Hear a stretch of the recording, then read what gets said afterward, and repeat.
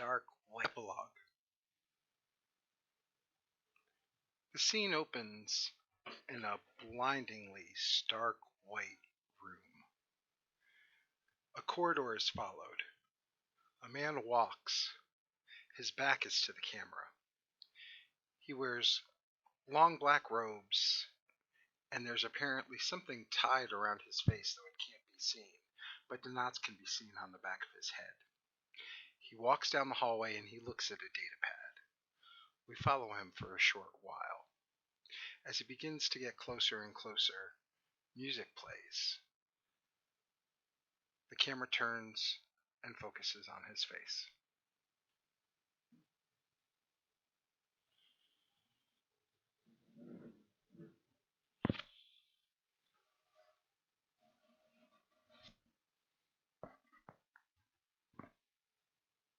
By definition, I'd have to call it a success.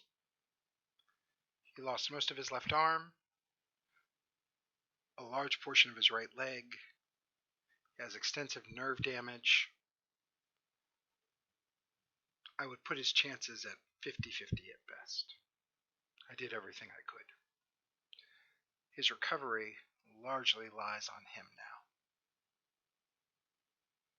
It's a fascinating substance, this carbonite. When he fell in it, it perfectly preserved him.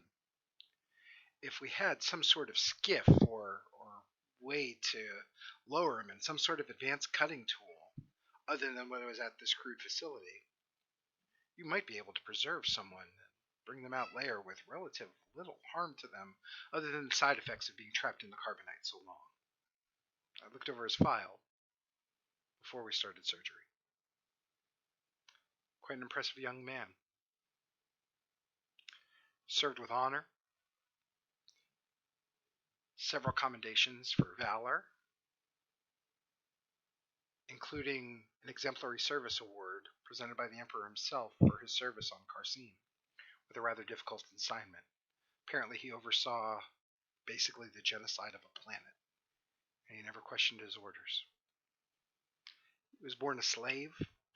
He won his freedom by ultimately murdering his master at the Battle of Anaxis. His master was a separatist sympathizer and provided aid. In the name of the then Republic, he murdered his master at 10 years old. His father left him and actually was the one who sold him and his mother to slavery. During the battle, his mother passed. He lived on the street for some time, and when he came of age, the Republic had turned to an empire by then, of course. He enlisted right away. He served honorably. He served bravely. Recently at Satrivan City, there was a riot at the Bureaucracy Center. He helped quell that rebellion before it did harm to either the facility or any Imperials of note. He even grievously wounded one of the instigators of the rebellion. He's done a lot in precious few years.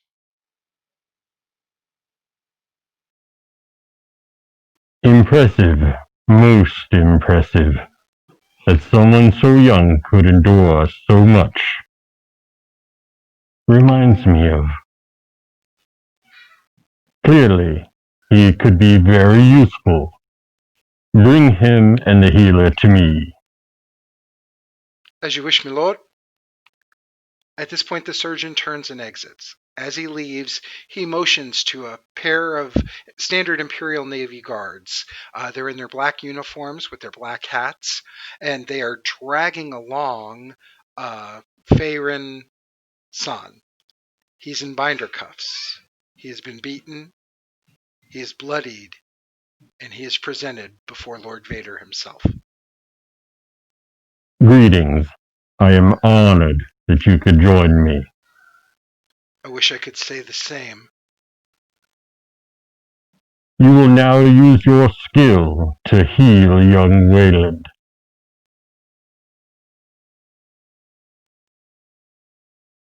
I don't think that I'll honor that request today. No. Your Jedi Masters would be most displeased with your apparent lack of commitment.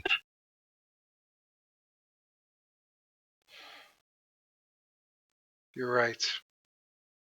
There's a code. He's suffering. I hate to admit that you're right, but you are. At this point, Faerun holds up his hands, and he concentrates.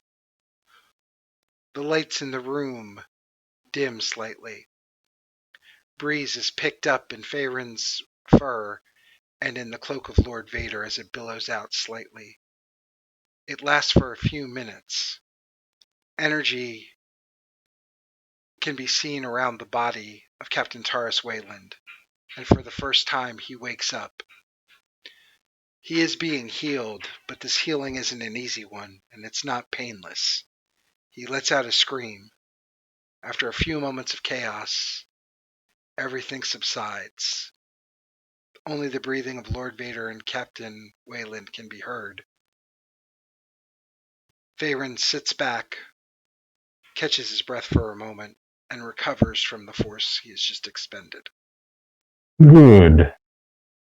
You have restored my faith in the Jedi Order. Your healing arts are strong. I wonder who it could have been that taught you this. You will now tell me, or all those you hold dear will pay for your silence. It's an empty threat. Your empire saw to it that anyone I cared about was killed long ago, when they committed genocide on my world, just for speaking out and disagreeing with the man you serve. I have no one. Do you really believe that the Empire will let your species be truly extinguished from the galaxy?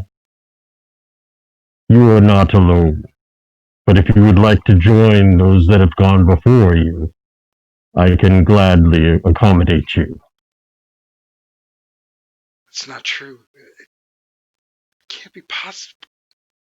Reach out with your feelings. Remember the teachings of your Jedi Masters.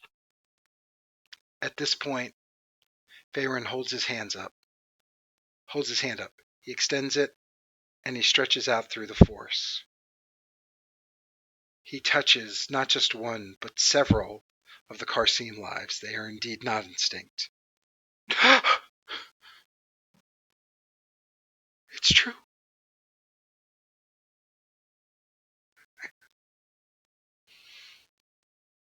Forgive me.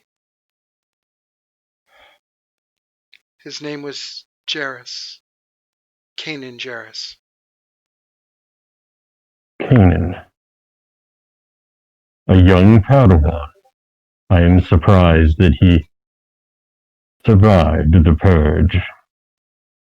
No matter. Fate will be sealed along with those that came before him. Now, young Captain Wayland.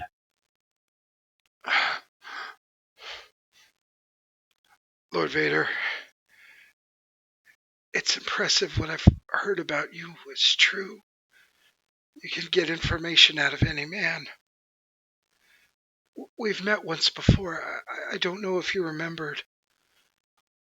I received a special commendation from the Emperor for duties on Carasyn. I'm sorry that my failure must have brought you to this world. I sense your fear and hesitation. Embrace your anger. Let your hatred consume those that put you on that table. Your service to the Empire does not end here, but begins with your revenge on those responsible for your injuries, and through it, securing your place at my side. This is the only path, isn't it? This is the path that has been before you your entire life. Yes, my lord. Take him to my ship. As you wish. Kanan always told me about the dark side,